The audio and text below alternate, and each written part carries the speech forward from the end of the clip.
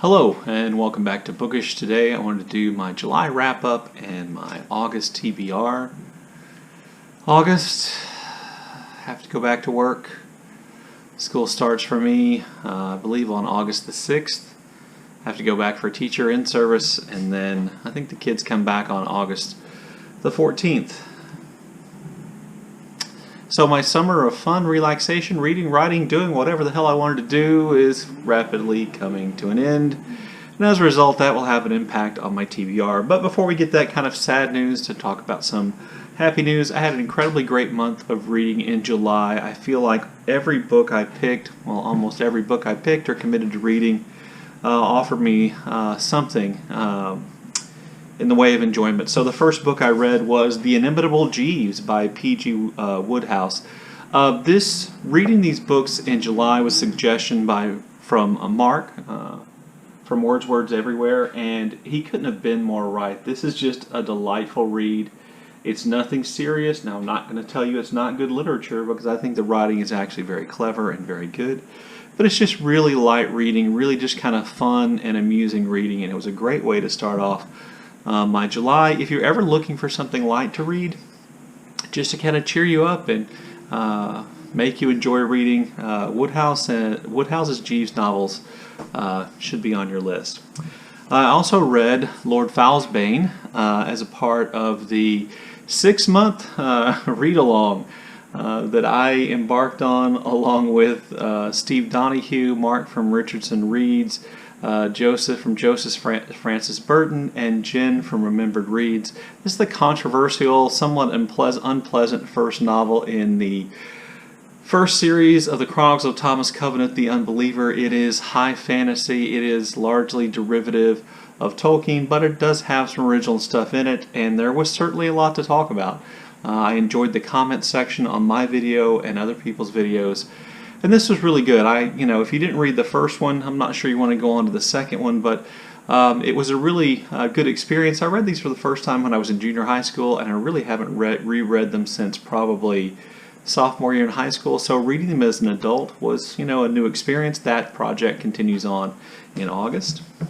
I also did a buddy read. My first successful buddy read this month was Sean the Book Maniac. We read Reading Turgenev, which is in this collection of William Trevor novellas called Two Lives. There are two novellas in here. Actually, Reading Turgenev, I understand, from Sean was actually published as a novel separately, and for some reason they were collecting this together in this paperback series.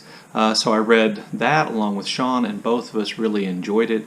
I thought it was excellent. It is a great example of a William Trevor, I'm just going to call it, novel. It has all the hallmarks, I think, of William Trevor. It's poignant, it's sad, it is beautifully written.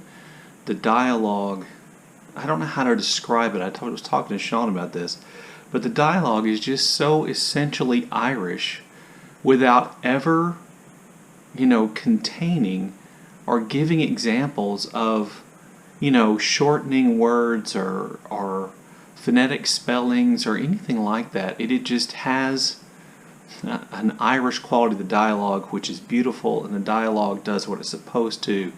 It carries meaning beyond just the words that are spoken. I also read Death with Interruptions by José Saramago. Saramago, the Nobel Prize winning Portuguese author of books like Blindness and others. I'd never heard of this one. I saw this as the book of the month for Jason from Old Blues Chapter and Verse series, which he's doing all year, called You Carry Your Coffin, which is about death and literature and movies. I read this book, and it was really good. I enjoyed it a lot. Without giving too much of the plot away, I enjoyed the part where death, took a holiday, which is kind of the first half of the novel. I wasn't as keen on the part where death is personified and falls in love, which is the second part of the novel. But it was really good, and it is a José Saramago book. If you've ever read Saramago, it is one of those, and it has some really interesting ideas and thoughts in it, so I enjoyed that. Then I got one of those books that's been on my shelf for decades, finally read, and that was W. Somerset Maugham's The Razor's Edge. This was much better than I thought it was going to be. At first I thought it was just going to be a fairly traditional kind of mid-20th century novel about love and relationships, and it was much more than that. Interesting construct. The character of Isabel, who is the main female character in this book, is one of the more interesting and I think complex characters that I've read recently. And it's a lot more honest and frank about sex and sexuality than you might have assumed. It was a really good read, and I enjoyed that. And then I probably had the best reading experience I've had all year, and that is I read The Nickel Boys by Colson Whitehead. I blew through this book in I think about 2.5 days, which for me is something as a record. It is really powerful. It is really beautifully written. If you thought The Underground Railroad wasn't for you because it was kind of heavy historical subject, this is much different, much simpler, much less allegorical, though I do think there are still some allegories to be drawn from it, but just a really beautiful book. And I hope this book is rewarded this year in terms of next year in terms of literary prizes. And then I read John le Carré's The Spy Who Came In From the Cold.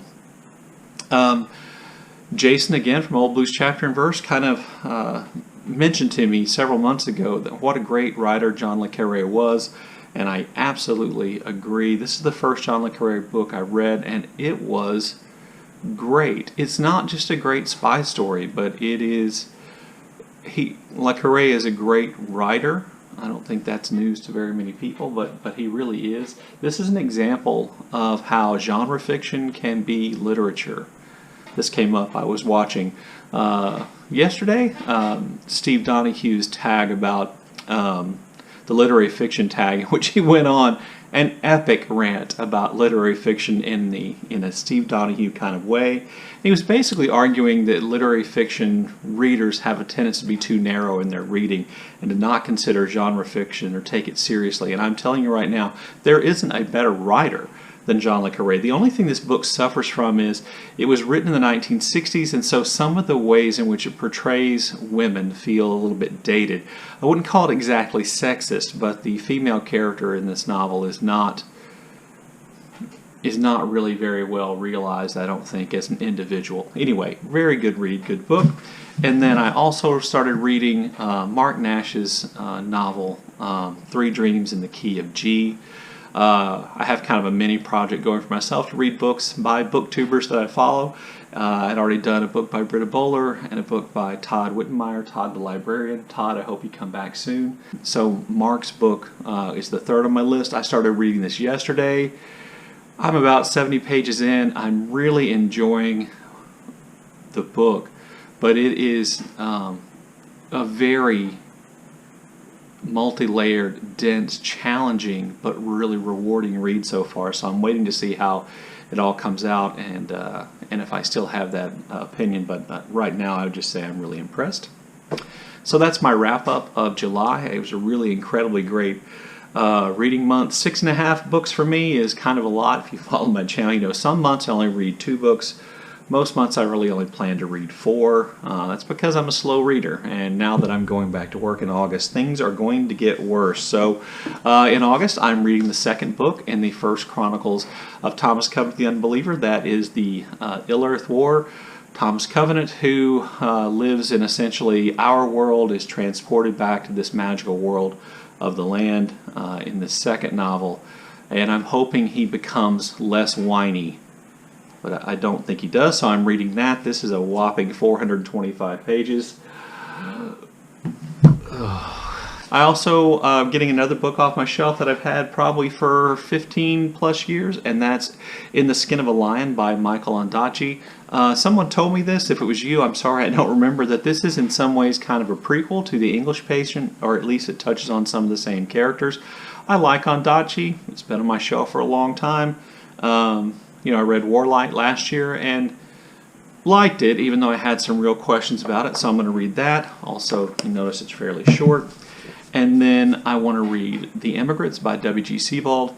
I am an admirer of Sebald's work and the kind of strange, what I would call kind of strange, dreamy blend of fiction and nonfiction. And anyway, I'm looking forward to this. This will be my third Sebald novel, so I'm looking forward to this. Mark Nash, I believe I saw this book, or Mark Nash talk about this book not too long ago on his channel. And then finally, I am co-hosting Faulkner in August, this August, and for this August, we've kept our plans for Faulkner in August relatively limited. By the way, I'm co-hosting with Alan from Big Hard Books and Classics, my Faulkner loving buddy on BookTube. I think it's pretty much just us two, so we decided to host this kind of Faulkner in August thing. And this month, we're going to read the novel Light in August. Yesterday, I put up a reading schedule for Light in August. If you want to join along, so this Saturday, the 3rd, I'm going to make a video. I assume Alan is too. Going to make a video just about Chapter 1, just so you can get started. And if you came late to the party on reading Light in August, you know, being down one chapter after week 1 shouldn't be that big a deal to catch up. Anyway, hope that you'll join us in that. Well, there you go. That is my July wrap-up, my August TBR. So there you go. Let me know what you think about the books I've read, the books I plan on reading. As always, I look forward to your comments in the comment section. Thank you for watching.